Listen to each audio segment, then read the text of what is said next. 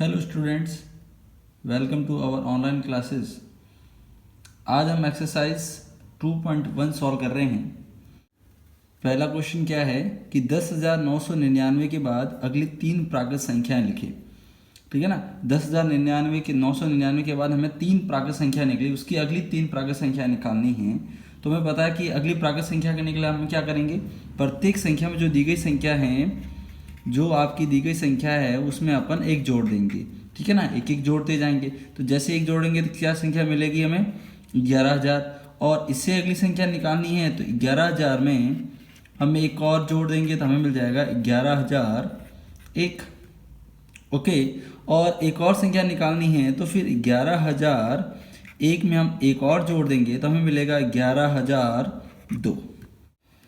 दूसरा क्वेश्चन कहता है कि 10,001 से ठीक पहले आने वाली तीन पूर्ण संख्याएं लिखिए। ठीक है ना, ठीक पहले आने वाली। तो हमें अगली प्राकृत संख्या निकालनी है तो हम एक जोड़ते हैं, और पहले वाली संख्या निकालनी है तो हम एक घटाते हैं। तो जैसे 10,001 की पहली संख्या निकालनी है तो हम क्या करेंगे, एक घटा देंगे। जैसे एक घटाएंगे तो क्या मिलेगा हमें, 10,000। ठीक है, और इसके पहले ये निकालनी संख्या तो हम 10,000 में से और एक माइनस कर लेंगे तो हमें मिलेगा 9,999। और हमें एक और संख्या चाहिए क्योंकि हमें तीन संख्याएं ज्ञात करनी है। तो 9,999 में से एक और ऐड करेंगे तो 9,998 हमें मिल जाएगी संख्या। क्वेश्चन नंबर 3, सबसे छोटी पूर्ण संख्या, सबसे छोटी पूर्ण संख्या कौन सी है, सबसे छोटी पूर्ण संख्या कौन सी है। तो हमें पता है कि जो पूर्ण संख्या होती हैं उन्हें कैपिटल W से दर्शाया जाता है, और पूर्ण संख्याएं 0 से स्टार्ट होती है, 0, 1, 2, 3, 3 और ऐसे अनंत तक चलती हैं। तो यहाँ पर 0 से स्टार्ट हो रही है, तो सबसे छोटी संख्या कौन सी होगी, आपकी सबसे छोटी संख्या कौन सी होगी, 0 हो सबसे छोटी संख्या बन जाएगी। तो सबसे छोटी पूर्ण संख्या कौन सी है, 0। प्रश्न 4 है कि 32 और 53 के बीच में कितनी पूर्ण संख्याएं आती है। ठीक है ना, हमें ये ज्ञात करना है कि 32 और 53 के बीच में कितनी संख्याएं, अब कौन कौन सी नहीं, कितनी संख्याएं आती हैं, उन संख्याओं की काउंटिंग बतानी कि कितने हैं, हमें उसको काउंट करना है। जैसे हम 32 से स्टार्ट करेंगे तो 32, 33, 34 और ऐसे ऐसे अपन लिखते जाएंगे 53 तक। तो जैसे ही अपन 32 से स्टार्ट किया है तो देखो 32 और 53 के बीच में पूछा है तो 32 तो काउंट होगा नहीं, तो 33 से स्टार्ट करेंगे। 33 से 40 तक टोटल संख्या हो जाएगी आपके 8। ओके, 33 से 40 तक कितनी हो जाएगी, टोटल 8। फिर हम स्टार्ट करेंगे 41 से, 41 से 50 तक हो जाएगी कितनी, 10। ठीक है, फिर पीछे रहेगी 51, 52 और 53, टोटल हो गई 3 संख्या। ठीक है, सबको जोड़ लेते हैं तो 10 और 8 18, 18 और 3 21, तो टोटल 32 और 53 के बीच में टोटल 21 संख्याएं होगी। ओके, 21 पूर्ण संख्याएं होगी। क्वेश्चन नंबर 5, निम्न के परिवर्त लिखिए। परिवर्त का अर्थ होता है बाद वाली संख्या, बाद आने वाली संख्या। ठीक है ना, परिवर्त का अर्थ होता है बाद आने वाली संख्या। परिवर्त को हम क्या बोलते हैं, बाद यानी अगली आने वाली संख्या। और वो कैसे निकालते हैं, जैसे +1 जोड़ा जाता है। जो संख्या दी रखी है उसके अंदर हम अपने एक जोड़ देंगे तो आगे वाली संख्या मिलेगी, जिसे हम परिवर्ती संख्या कहते हैं। ओके, तो जैसे पहला क्वेश्चन क्या है कि 2,44,701 की परिवर्त। तो परिवर्त निकालने के लिए हम क्या करेंगे, 2,44,701 में हम क्या कर देंगे, एक जोड़ देंगे। तो जैसे एक जोड़ेंगे क्या मिलेगा, 2,44,702। तो 702 क्या होगी, इसकी परिवर्त संख्या। इसी प्रकार हम जैसे 1,01,199 के अंदर अपन को अगले वाली संख्या जोड़नी है तो हम इसके अंदर क्या कर देंगे, एक जोड़ देंगे तो हमें मिलेगा 1,02,000। ओके, फिर इसकी निकालनी है तो 10,99,999 के अंदर एक जोड़ देंगे तो हमें मिलेगा, क्या मिलेगा हमें मिल जाएगा 11 लाख। क्या मिल जाएगा हमें, 11 लाख। इसी प्रकार हमें देखो 23,45,670 की परिवर्ती संख्या निकालनी है। तो 23,45,670 में हम एक जोड़ देंगे, बड़ा सिंपल सा है, 23,45,671 अपना आंसर आ जाएगा। ठीक है, तो हमें परिवर्ती संख्या निकालनी है तो हम दी गई संख्या में एक जोड़ देंगे तो आगे वाली संख्या मिलेगी जो परिवर्ती संख्या कहलाती है।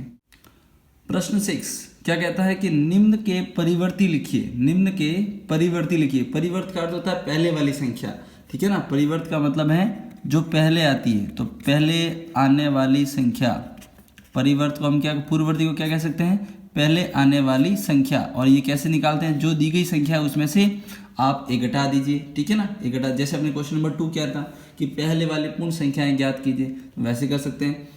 तो पहला क्या है, 94 की पूर्ववर्ती संख्या निकाले, तो हम क्या करेंगे, 94 में से एक घटा देंगे तो क्या मिलेगा, 93। तो 93 क्या होगी, 94 की पूर्ववर्ती संख्या होगी, क्या होगी, पूर्ववर्ती संख्या। दूसरा है 10,000, तो 10,000 में से हम एक घटा देंगे तो हमें मिलेगा 9,999, ठीक है ना। पूर्ववर्ती संख्या मिल जाएगी 10,000 की। फिर आगे दे रखा है 2,08,090, 2,08,090 में से जैसे हम ये घटाएंगे तो इसकी पहले वाली संख्या मिलेगी, पूर्ववर्ती संख्या मिलेगी, वो होगी 2,08,089। फिर आगे वाली संख्या है 76,54,321, 76,54,321, इसकी पूर्ववर्ती संख्या निकालनी है हमें। तो पूर्ववर्ती संख्या निकालने हम क्या करेंगे, एक घटा देंगे तो क्या मिलेगा, 76,54,320। क्वेश्चन नंबर 7, निम्न संख्याओं के युग्मों में से प्रत्येक के लिए संख्या रेखा पर कौन सी पूर्ण संख्या अन्य संख्या के बाईं ओर स्थित है, साथ ही इनके बीच में उपयुक्त चिन्ह, ठीक है ना, लेस देन और ग्रेटर देन, छोटा कौन बड़े कौन का साइन का प्रयोग कर उन्हें लिखना है, ठीक है। देखो पहले क्वेश्चन से समझते हैं। पहला क्वेश्चन है आपका 530 और 503। इसके क्वेश्चन के कहने का अर्थ है कि जो आपको संख्या दे रखी है उनमें से संख्या रेखा पर कौन सी संख्या बाईं ओर स्थित होगी, ठीक है ना। देखो हमने बताया था कि संख्या रेखा का अर्थ होता है एक सीधी सी लाइन, बीच में 0 और इस तरफ होगा आपका धनात्मक और इस तरफ होगी आपकी ऋणात्मक संख्या, ठीक है। ये होगी आपकी लेफ्ट हैंड साइड, ये होगी आपकी राइट हैंड साइड, ठीक है। लेकिन ध्यान कहता है ये कोई, इसके कहने का अर्थ है कि आपको मान लीजिए कोई संख्या दे रखी है 2, ठीक है ना, और दूसरी संख्या 3, इन दोनों में से कौन सी संख्या इस संख्या रेखा के बाईं ओर स्थित है। जैसे हम मान लेते हैं कि, ठीक है ना, मान लेते हैं कि यहाँ पर इस बाईं ओर कौन होगी, दूसरी संख्या की तुलना में। जैसे मैं कोई संख्या 3 लेता हूँ तो 3 की तुलना में बाईं ओर कौन है, 2, ठीक है ना।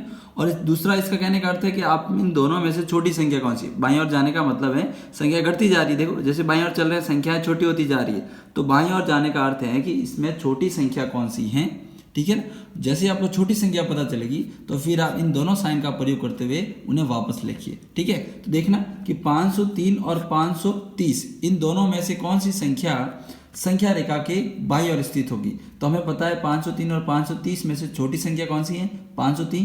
तो सीधी सी बात है कि संख्या 503 जो होगी वह संख्या 530 के बाईं ओर होगी, ठीक है ना। दूसरी संख्या के रेस्पेक्ट में बताना है कि कौन सी संख्या रेखा के बाईं ओर स्थित होगी।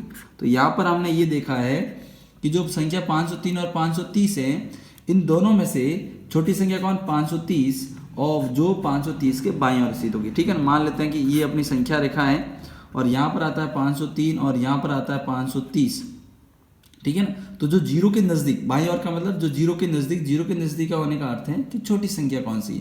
तो इन दोनों में छोटी संख्या कौन सी है, 503, ठीक है ना। तो जो संख्या 503 है वह संख्या रेखा दूसरी संख्या की तुलना में, ठीक है ना, यहाँ पर लिखा हुआ देखो, अन्य संख्या के, कौन सी पूर्ण संख्या, अन्य संख्या के बाईं ओर स्थित है। तो 503 के थी बाईं ओर 503 है, 530 की तुलना में 503 जो है वो छोटी है और वो संख्या रेखा के बाईं ओर स्थित है।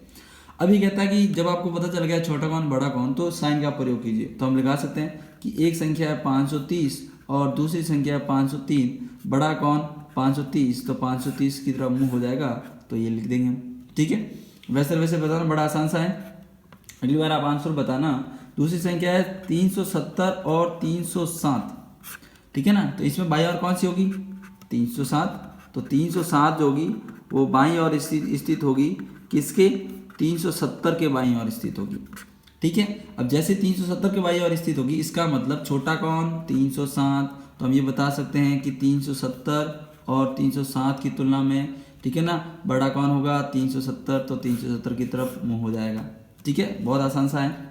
तीसरा क्वेश्चन है कि 56,789 और दूसरी संख्या 98,765, इन दोनों में आपको बताना कि बाईं ओर कौन होगा। तो बाईं ओर में पता है छोटा ये है तो ये बाईं ओर स्थित होगा। तो जब ये पता चल गया छोटा है तो मुंह किसकी तरफ, 98,765 की तरफ, क्योंकि जो बड़ा था उसकी तरह ही खुला हुआ मुंह होता है इस साइन का। ठीक है, नेक्स्ट क्वेश्चन बड़ा आसान सा है।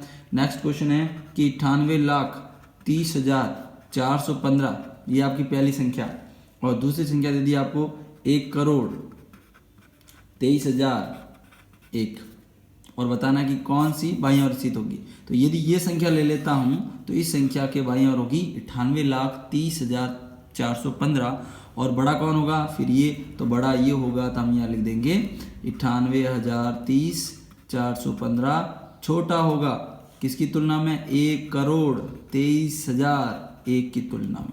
ठीक है ना, बड़ा आसान सा है, कोई दिक्कत नहीं। जो बड़ा है उसकी तरफ मुंह कर दो, और जो छोटा होगा वह बड़ी संख्या के बाईं ओर स्थित। क्वेश्चन नंबर 8 क्या कहता है कि निम्न में से कौन से कथन सत्य है और असत्य है। हमें कुछ कथन दे रखे हैं, स्टेटमेंट दे रखे हैं, और हमें बताना है कि वो सत्य है या असत्य है। पहला है कि 0 सबसे छोटी प्राकृत संख्या है, तो गलत हो गया ये तो। ठीक है ना, असत्य हो गया। क्यों हो गया, क्योंकि जो प्राकृत संख्या होती है वो तो 1 से स्टार्ट होती है, 1 2 3 और अनंत तक चलती है।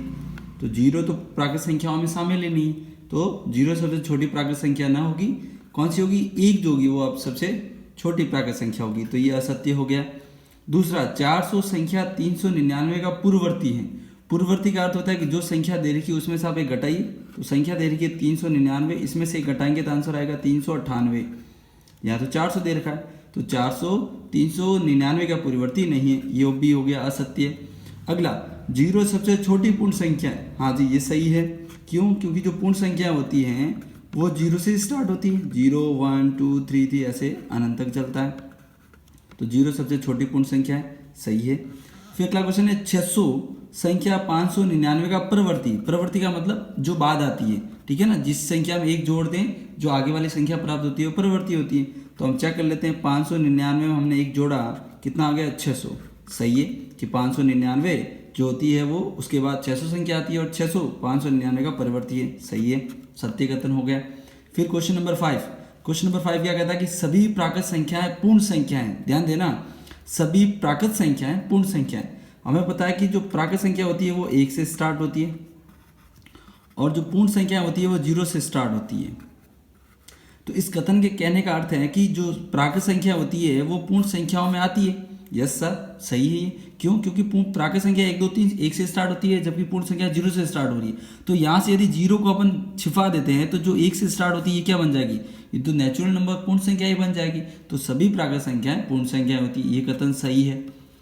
फिर अगला कथन है, इसी का उल्टा दे रखा है, ठीक है ना, रिवर्स में दे रखा है कि सभी पूर्ण संख्या प्राकृत संख्या। ऐसा नहीं होता। क्यों, क्योंकि पूर्ण संख्याओं में शून्य आता है, जबकि प्राकृत संख्याओं में नेचुरल नंबर में शून्य नहीं आता है। ठीक है, तो ये कथन क्या बन जाएगा आपका, असत्य कथन बन जाएगा।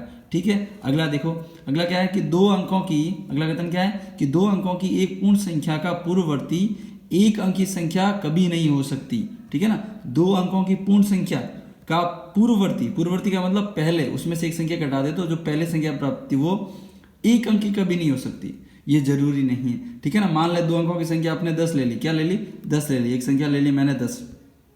ठीक है, ये एक संख्या पूर्ण संख्या है, जैसे इसमें से घटाएंगे क्या मिलेगा 9। 9 तो 1 अंक की संख्या हो गई ना, क्या हो गई 9 तो 1 अंक की संख्या हो गई।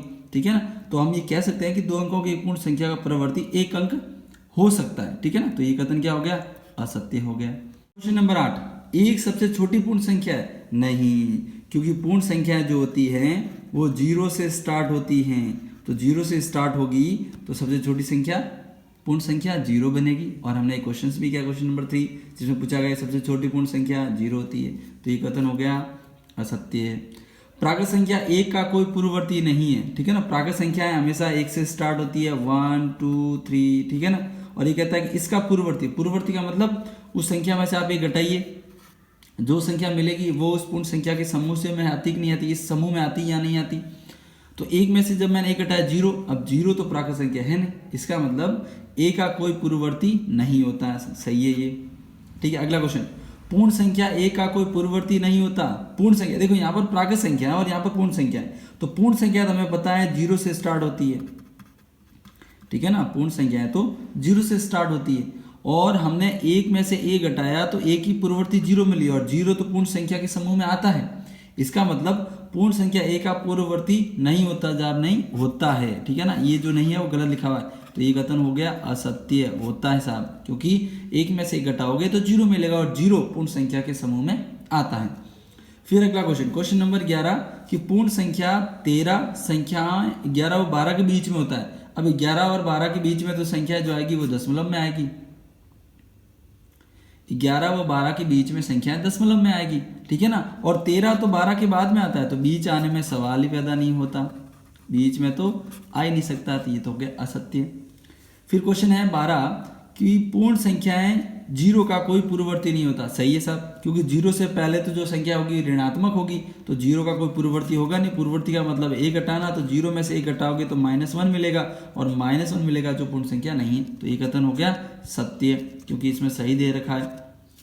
फिर क्वेश्चन नंबर 13, 2 अंकों की एक संख्या का परवर्ती सदैव 2 अंकों की एक संख्या होती है, ठीक है ना। 2 अंकों की एक संख्या का परवर्ती सदैव 2 अंक। परवर्ती का अर्थ का मतलब होता है कि जो संख्या दे रही है उसमें आप एक जोड़ दीजिए, तो सही है सर। जैसे मैंने कोई संख्या ले ली 54, 2 अंकों की संख्या है, और इसके अंदर जैसे ही जोड़ेंगे तो आगे वाली संख्या मिलेगी 55, ठीक है ना, ठीक है ना। तो 55 है, वो भी 2 अंकों की संख्या है। तो इसके कहने का अर्थ यही है कि 2 अंकों की यदि एक संख्या है और उसके बाद वाली संख्या एक जोड़ते हैं, तो आगे वाली जो संख्या मिलती है वह भी 2 अंकों की ही संख्या होती है। तो ये सही है, तो ये हो जाएगा कथन सत्य, ठीक है।